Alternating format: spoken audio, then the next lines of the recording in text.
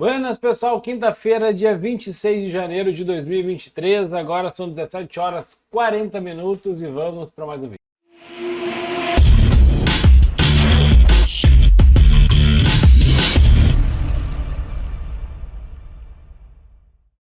Se você chegou agora aqui, é novo no canal, se inscreve aqui embaixo se gostar do vídeo, comenta, compartilha, né? Curta o comentário, curta o vídeo se achar relevante, comenta o que gostaria de que eu gravasse, o que não gostou do vídeo, se discorda, não tem problema. A ideia aqui é criar um canal de comunicação. Da mesma forma que tem um grupo no Telegram com QR Code lá no canto, também tem link na descrição para entrar no grupo, é liberado, gratuito, não tem que se cadastrar, é só entrar no grupo como se fosse um grupo, né, com seus amigos, familiares, grupo normal. O pessoal fala só de mercado ou não fala nada, então, né, não tem política, religião, futebol, corrente, qualquer tipo de coisa. É um grupo levado a sério, o pessoal muito bacana, muito sério, então fica à vontade para entrar lá. Tá bom? Bom, sem mais enrolação, vamos, né, mudar minha tela aqui. Deixa eu dar uma olhada no que está acontecendo no mercado hoje aqui. Deixa eu pegar minha grade de cotações. E vamos lá, né? Então, o Ibovespa hoje 0,07, perto da estabilidade, o dólar caindo 0,05, né? 0,04. Soja subiu 1,36, o milho caiu 3,28, o café subindo 3,12, o boi subindo 1,14, o boi, né, que começou a subir do final, do meio para o final do dia ali. Juros subindo, né? A Vale hoje o destaque subiu bastante, a Petro enfraqueceu, teve, né, um novo presidente lá anunciado e tudo mais, deu uma escorregada aqui. Bancos, né, ficaram naquele vai não vai. A BBS chegou a subir bem, alguns bancos chegaram a subir bem hoje também, mas recuaram um pouco, mas estão indo no campo positivo, com exceção aqui do Itaú. Tá bom? Bom, lá fora, até tem um preview aberto aqui. O que nós temos aqui? Nós temos SPI, Dow Jones e Nasdaq em alta, nós temos Ibovespa lá fora caindo também, a WZ, né, com o nosso índice lá fora subindo 0,25, mercados emergentes de forma geral subindo 0,88, as bolsas do mundo inteiro em alta, né, com exceção aqui do Nikkei, né, que fechou com 0,12, né, o Hansen já compensação fechou com 2,37, dólar index, né, a força da moeda americana subindo um pouquinho, estava nas máximas históricas, recuou um pouco, agora está subindo aqui 0,19, saiu o dado da economia americana, né, da aceleração industrial americana, de como é que está, na verdade, o PIB americano lá, saiu um pouco acima do esperado, e como a gente já imaginava, isso quer dizer o quê? Que ainda não, a taxa de juros atual nos Estados Unidos ainda não é o suficientemente alta, eu inventei isso aqui, mas acho que existe, não é suficientemente alta para frear a aceleração econômica e começar a colocar o mercado no cenário um pouco mais recessivo para dar uma segurada na inflação. Então o mercado ainda continua aquecido lá e isso vem acontecendo. Não é à toa que a gente monitora aquele gráfico, né, que eu já mostrei várias vezes aqui, que é um gráfico das taxas de juros americanas, né? Então aqui a gente tem, por exemplo, olha, taxa de juros de 3 meses, como está lá nas máximas. Aqui nós temos taxa de juros de 30 anos. E o detalhe aqui que essa roxinha, que é a taxa de juros, a Selic deles, né? Que é o Federal Fund Rate, né? Que é o Federal Fund Rate. Mas que aí, periodicamente, eles vão mexendo para cima e para baixo. Daqui uns dias vão mexer de novo. Provavelmente vão aumentar um pouquinho mais a taxa de juros para acompanhar aqui essa taxa de juros de 3 meses. Quando isso aqui começar a enfraquecer, aí é bem provável que os Estados Unidos comece a recuar as taxas de juros. Vai acontecer amanhã, semana que vem, mês que vem? Não sei, né? Então é só uma coisa que eu gosto de olhar, pelo menos semanalmente. Tá bom? Bom, e aí falando de mercado, vamos lá começar pelo milho. Eu vou tentar gravar um vídeo não muito demorado, para não entregar muito tarde. Milho no gráfico semanal continua caindo, né? Lá em 88,85 no gráfico diário também caindo, aí já tem 4 pontos caindo aí em uma semana, caindo sem parar, firme e forte ali, até agora nenhum sinal de retorno, né? Se a gente colocar, nem precisa colocar um tempo gráfico menor, né? Então, claro, deu umas esticadinhas aqui, ó, mas olha o gráfico de 60, olha essa média móvel de 20 no gráfico de 60. Né? Dá vontade de vender um contrato a cada tocada de média aqui. Está aqui embaixo de mão cheia. Claro que o preço médio já está aqui embaixo, mas já está ganhando um valor financeiro aqui relevante. Mas a questão é, eu sigo vendido, tô vendido desde lá os 92 e tanto aqui em cima, desde essa última lateralidadezinha aqui, tô vendido e sigo vendido, não tirei a minha mão, cheguei a aumentar um pedaço da mão ali uma hora, né? Então assim, depois disso não mexi mais e sigo vendido. O milho, por enquanto, estou vendido, não mudou em nada o viés. Pela sazonalidade, ele deveria ficar um pouco meio entre alto e começar a cair um pouquinho, né, logo mais, para a gente ver um fundo lá no meio do ano, nós estamos em janeiro, né, então ele dá um repiquezinho ali por volta de abril ali, né. Aqui no sul tem toda a questão das secas e tudo mais, que está muito seco e toda aquela história, que possa ter, que provavelmente, né, vai dar problema nas lavouras de milho, soja aqui da região, arroz também, que é uma coisa muito relevante para nós aqui. Porém, né, de forma geral, o Brasil e a região, né, que cultiva milho e soja, principalmente também, bem provável que tenha safras recordes e o recorde dessa safra cubra o buraco que vai ficar aqui da região sul com problemas na produção. E aí, né, o milho continua firme e forte. Até que saia alguma outra notícia, alguma coisa relevante, o milho segue sua tendência para baixo, né, devagarinho, caindo, aquela caída cadenciada, firme e forte para baixo, e eu até então sigo vendido. Né? Não tem mais o que fazer. O boi, BGI, put, né, já é um pouco diferente. Né? Quem lembra da operação que eu fiz no boi, eu entrei em boi vendido, deixa eu botar no gráfico semanal, eu entrei em boi vendido aqui em cima, que não foi tão alto não, mas eu entrei em boi vendido por aqui, 200, acho que foi 293 alguma coisa, acho que foi 293,50, eu acho que foi isso, eu tentei pegar os 294, não consegui, e encerrei boi ontem, né? Eu comentei, ó, saí do boi hoje e fiquei no milho. Né, encerrei boi lá nos 288 alguma coisa lá, perto dos 289. Hoje o boi pega e volta tudo. Ainda bem que eu saí, né, fiquei ali 4 pontos e pouco, né, de lucro na operação e não devolvi isso. Isso foi muito bom. Foi um time muito bom no boi, tanto de entrada quanto de saída. Por quê que eu queria sair ali? Eu olhando por aqui, ó, o que eu enxergava aqui? Eu via que tinha aqui uma VWAP mensal, bem onde ele tocou. Eu via que tinha aqui também, não, era só a VWAP mensal e tinha essa média móvel aqui no gráfico mensal, no gráfico semanal, não, diário, desculpa. Média móvel de 20 aqui. Junto nessa região aqui, na região dos 290, mais ou menos por aqui. Então, quando eu vendi, eu já falei, olha, eu vendi lá nos 60, eu acho, né, que eu vendi por aqui assim, eu falei, ó, vou tentar ver se esse negócio, quem sabe, vai até os 289. Eu me lembro de ter falado isso. Né? Eu realizo um pedaço lá e depois até entro comprado. Não cheguei a entrar comprado, ele deu um repique meio forte aqui, acabei não entrando. Né? Mas encerrei a posição aqui e fiquei de fora. Eu comentei ontem, vou ver o que o boi vai fazer amanhã. No caso seria hoje. Hoje ele vai lá e volta, sobe, faz uma barra forte aqui, uma barra aí de quase 4 pontos, né? De topo a fundo, subindo bastante aqui. Beleza, agora é hora de vender boi então? Bom, poderia, se eu fosse pensar, por exemplo, num gráfico semanal, e eu for imaginar que ele vai continuar caindo, ou seja, tentou subir, ó, subiu, tentou cair, deu um repique aqui normal e agora vai continuar fazendo esse movimento. Como isso aqui, né? Tenta cair, volta, deixa um paviozão e cai de novo. É natural isso. Beleza. Mas, da mesma forma, no gráfico diário, tá bonito esse movimento aqui, ó, dessa barra vai, volta e vem para cá. Então eu quero ver amanhã, amanhã vai ser um dia interessante. E como é sexta-feira, é bem provável que eu não me posicione. Mas eu quero ver aqui, ó, o que vai acontecer com o boi aqui, se ele vai romper, né, esses 290, como é que tá o after? Já tentou romper lá os 295, mas voltou. Eu quero ver se amanhã ele vai romper aqui esses 294 e vai fechar acima disso, querendo buscar de novo aqui os 300, ou se isso aqui foi um repique para dar mais uma pernadinha de baixo, e aí mais uma pernada dessa aqui de 8, quase 9 pontos, pode trazer o boi aqui para os 284, 285 de novo.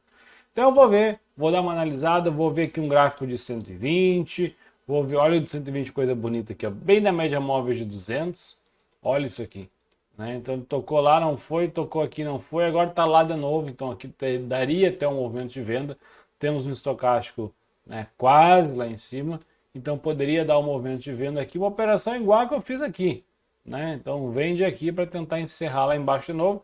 E aí se embalar e furar aqui, ótimo, né? Então vou ficar de olho amanhã no boi aí para ver o que acontece. Mas de fato ele tocou numa região que eu achava interessante ali. Antes de tocar nela, eu já comecei a cogitar sair fora e sair ontem. Beleza? O café, existe ICF. O café no gráfico semanal, ó, média móvel de 200, subiu, olha que enrosco isso aqui. Entre média móvel de 200 e entre média móvel de 20. E aí, o que a gente faz? A gente respeita essa ou respeita essa? Essa aqui, como é maior, uma média mais longa, teoricamente teria mais relevância. Graficamente, ele está na tendência de alta, corrigiu e está fazendo um fundo duplo muito bonito aqui em cima da média móvel de 200. Isso aqui é um sinal de reversão, né? É um sinal que poderia tranquilamente pegar e fazer uma operação de compra mais ou menos aqui na metade, tentar comprar, na verdade, né, na metade dessa barra aqui, né, com um stop atrás dela, seria um stop relevante, o ideal mesmo é aqui embaixo, mas já fica um jeito de risco meio complicado, né? Mas de fato, ele fechou acima dessa região. O que é importante o café aqui, pensando no gráfico semanal? Semana que vem, essa semana fechar aqui e semana que vem fechar lá. No gráfico diário, ele tem vários dias subindo aqui, testando uma regiãozinha de topo ali, ó, né? Então, mais uma vez, bem provável que talvez ele dê uma recuada, volte um pouco até aqui embaixo. Se chegar aqui nos 208, daria para tentar aquela compra baseada no semanal aqui no diário, com stop um pouco mais curto, imaginando que ele vá fazer, né, um fundinho duplo em cima da média móvel de 200 lá no semanal e vai embalar, quem sabe, buscar essa média móvel de 200 aqui do gráfico diário, quem sabe buscar esse fundo aqui nos 246. Fato é, se conseguir comprar mais ou menos nessa linha aqui nos 211, 200, botar entre 200, abaixo de 210, né? Conseguir comprar aqui com um stop relativamente interessante e ele romper para cima de novo, fica uma operação aí que pode ter um potencial de lucro bacana. Lembrando que café não é uma coisa fácil de operar, não é uma coisa barata de operar. Então só faça isso quem tem consciência disso, né? Mas está interessante aqui, o que dói o coração de ver é essa média móvel de 20 períodos aqui, tocando nela bem naquela região de topo anterior. Então ele está dentro daquela consolidaçãozinha ali chata. No estocástico lento, a gente vê aqui, né, um fundo, e agora a gente vê um fundinho mais alto, e aqui a gente vê fundos laterais aqui, se eu considerar o pavio, esse aqui é até mais baixo. Isso aqui seria uma divergência, né? Quem gosta de operar indicador, por exemplo, eu vejo aqui, ó, isso aqui se chama uma divergência que indicaria alta, uma divergência altíssima. O que é? Eu tenho um fundo aqui, eu tenho um fundo no indicador, certo? Se eu traçar uma linha aqui, dá daqui lá. E eu tenho um fundo aqui, né? E eu tenho um fundo no indicador mais alto. Então, esse fundo é mais alto que esse fundo. Só que esse fundo aqui, se eu considerar o pavio, não é mais alto que o outro, né? Então, o que acontece? O mercado está lá em cima. Então, isso aqui, o indicador está demonstrando que é bem provável que o mercado suba e o gráfico ainda não subiu. Então, isso aqui demonstra força nesse período aqui. Então, pode ser que vale a pena entrar numa operação comprada aqui tentando buscar. Agora, tudo depende de aonde vai comprar. Não vou comprar 224 aqui, né? Eu vou tentar comprar o mais baixo possível, torcer que ele volte um pouco até aqui embaixo para a gente comprar mais embaixo, ou que rompa um pouquinho e depois faça um pivôzinho aqui em cima para a gente comprar esse risco aqui. Mas rompimento eu não gosto de comprar. Então, café mais ou menos isso aí. A soja segue nas máximas históricas, não? A soja lá em cima, então soja fute aqui, né? Lá em 33 com 50 e poucos, né? Então, o que a gente vê? Se a gente botar um gráfico semanal, que é o que está aqui, ela está literalmente na máxima aqui, né? Então está bem em cima aqui. Se eu colocar num gráfico diário, também está lá. Tem uma espécie de um canalzinho de alta que eu poderia traçar aqui, que ele tocou no fundo, está indo aqui, então tem um alvo agora aqui mais ou menos nessa região. Se a gente fosse, né, traçar uma linha, cadê? Não é aqui. A plataforma está do outro lado da tela, tá na outra tela. Aqui. Se a gente fosse traçar uma linha, Cadê as linhas? Aqui e aqui, né, no olhômetro, né, ele teria alvo para chegar mais ou menos, eu quase acertei no olhômetro. Mas é isso aí, chegar aqui nesse 34 e pouco, que é bem o top story, né?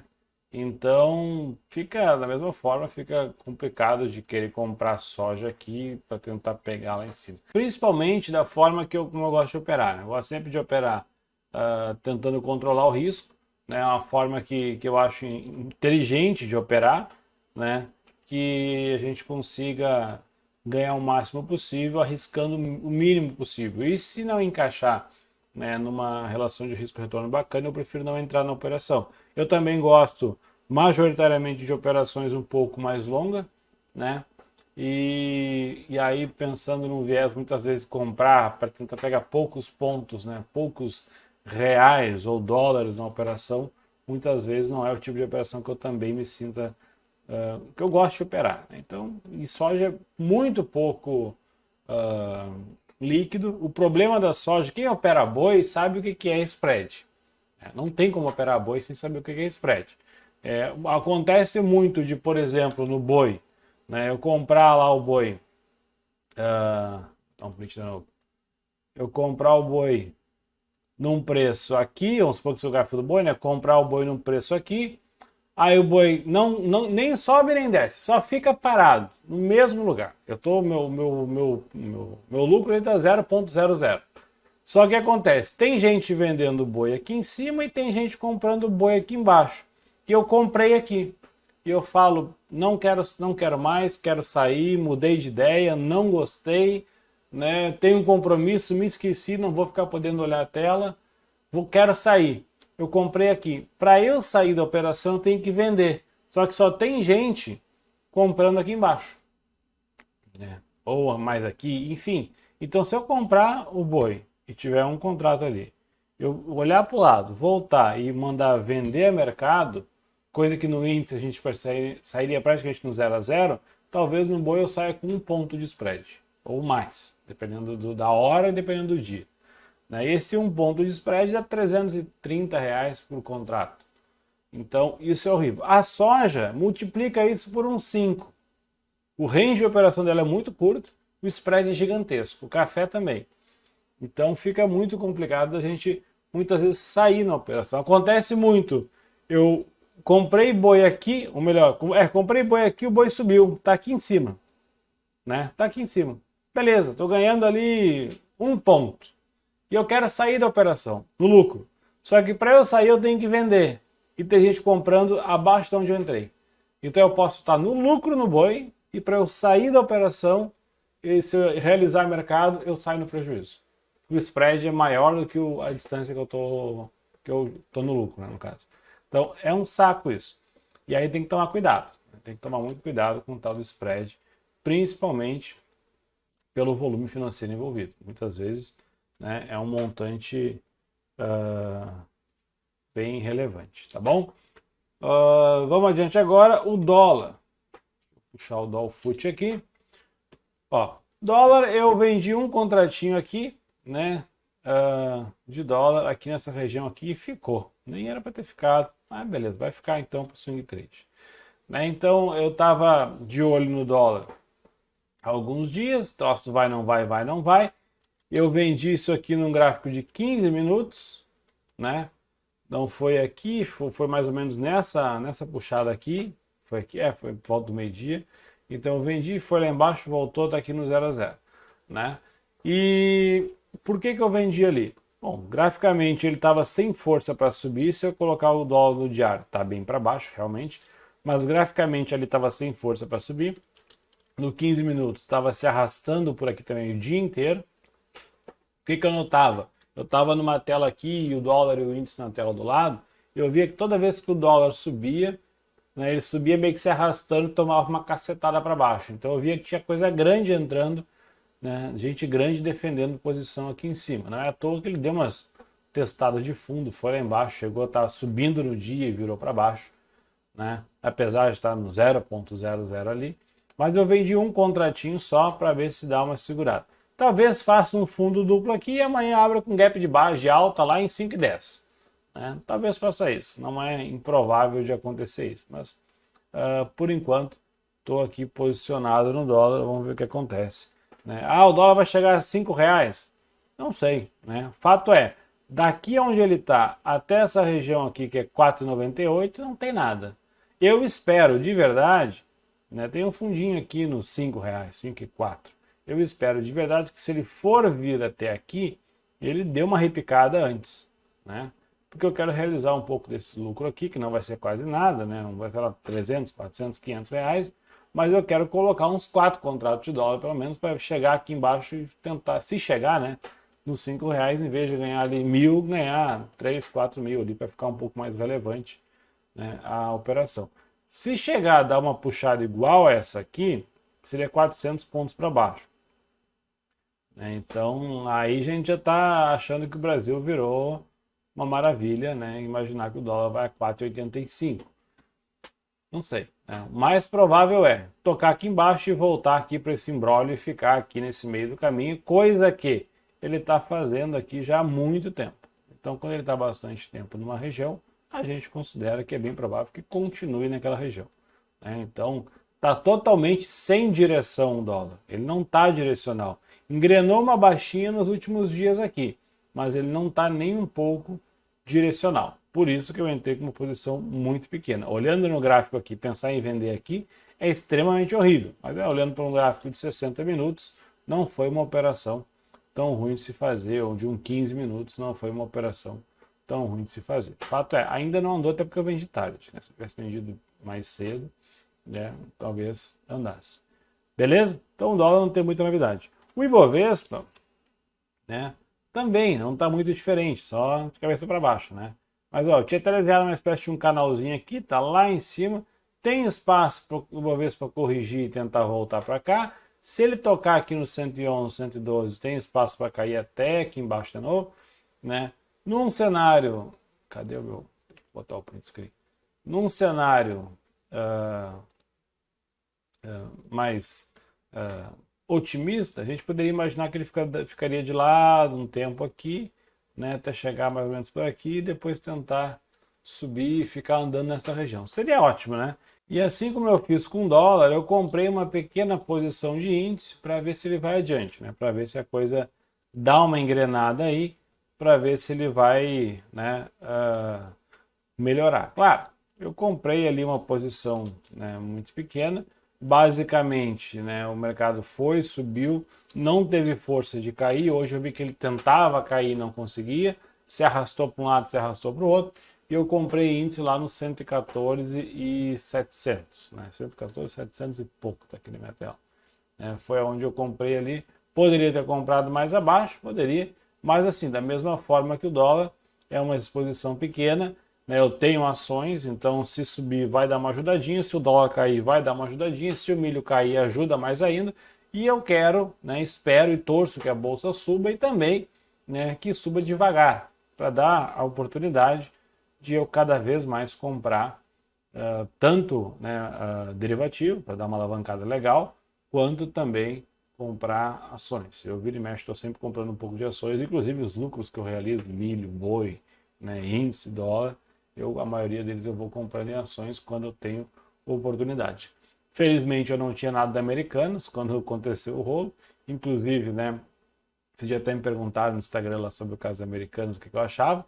Eu falei que não fazia ideia, né? O que eu vou falar sobre Americanas? Eu não tenho nada para falar da Americanas, porque a gente não tem como saber o que acontece nas entranhas da empresa lá, né?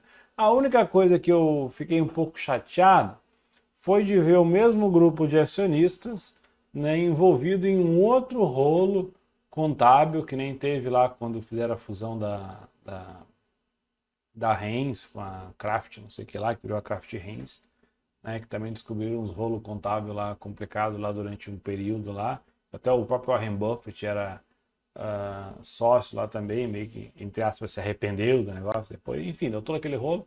E é uma coisa que a gente, né, tem ali os Warren Buffett brasileiros, destaque para o Lehman, que é o Warren Buffett brasileiro, né, em questão de volume de dinheiro, e aí envolvido mais uma vez em um rolo desse. É uma coisa que realmente não, eu fico meio decepcionado, talvez seja a palavra. E o que mais me preocupa também é a questão de como é que ficam as empresas que têm a Americanas como seu principal cliente. Porque a Americanas deve lá 40 e poucos, né, 40 bi para bancos, não sei o que, não sei o que mais.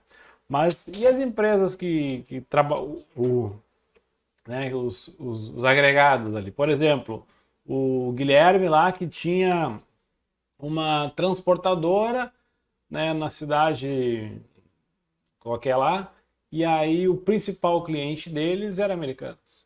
E aí, Americanos do dia para noite soltam uma bomba dessas e eu tenho lá que demitir todo mundo, tenho um passivo gigantesco de conta e dívida para pagar e quebra a minha empresa. Às vezes tem essas transportadoras, principalmente, tem a Americanas ou o Mercado Livre ou o Magazine Luiza, essas empresas, como principal cliente, se não o único cliente, né? E gira muito em cima disso. E aí esse cliente da noite pro dia cancela. Quantas outras pessoas forneciam coisa para Americanas? Então, se pegar ali, né, toda a máquina para funcionar, todo esse negócio, as empresas aglomeradas, todo, é muita gente. É muita gente. E se quebrar tudo isso e se começar uma escadinha, uma bola de neve, fica complicado. E se a Americanas não quebrar e virar uma IRB da vida, uma Oi da vida, isso aí pode se enrolar ainda por muitos anos e, né, Americanas talvez, quem sabe lá adiante reerga ou vá se extinguindo até morrer, mas e seja vendida ou engolida por uma outra grande, mas quem sabe o problema são essas empresas pequenas, elas não têm os mesmos recursos, né? Muitas vezes o pessoal lá fecha as portas, fala, ó, vamos embora todo mundo que não tem de onde tirar dinheiro mais, isso vai ser complicado. É o que mais impacta, na verdade, no meu ponto de vista, é o que ninguém fala, né? Como é que fica o pequeno ali, que é o mais afetado e o que tem menos recurso, né? Então, isso é complicado. Por isso que varejo é uma coisa complicada. Eu já falei, eu tenho duas empresas de varejo só na minha carteira, que é Lojas Renner, que eu já tenho há muito tempo, também não estou livre de acontecer uma coisa dessa, mas não tem um percentual muito grande, tem um percentual pequeno, acho que é uns 4, 5% da carteira, e Mercado Livre, só. Nenhuma outra. Magazine Luiza, não. Americanas, não. Essas aí eu entro e saio para fazer trade. Não com o intuito de, vou ficar numa posição. É trade. Eu poderia ser o azarado de estar comprado em Americanas ali. Inclusive, fiz trade em Americanas no início do ano, várias vezes. Estava subindo sem parar, né? Então, poderia ser o azarado de estar comprado em Americanas no swing trade, dormir comprado, no outro dia sai a notícia e ela sai arrebentando 70% de queda. E aí pula stop, pula tudo. Poderia, né? Mas, felizmente, eu não estava. Dessa vez eu não estava. Beleza? Bom, felizmente, né, as coisas acontecem. O mercado financeiro é isso. O risco de exposição sempre existe, sempre vai existir, independente do título que operar. Onde botou dinheiro em qualquer outro lugar que não seja o próprio bolso, dentro de casa, tem o risco sempre. Bom, até mais. Tchau.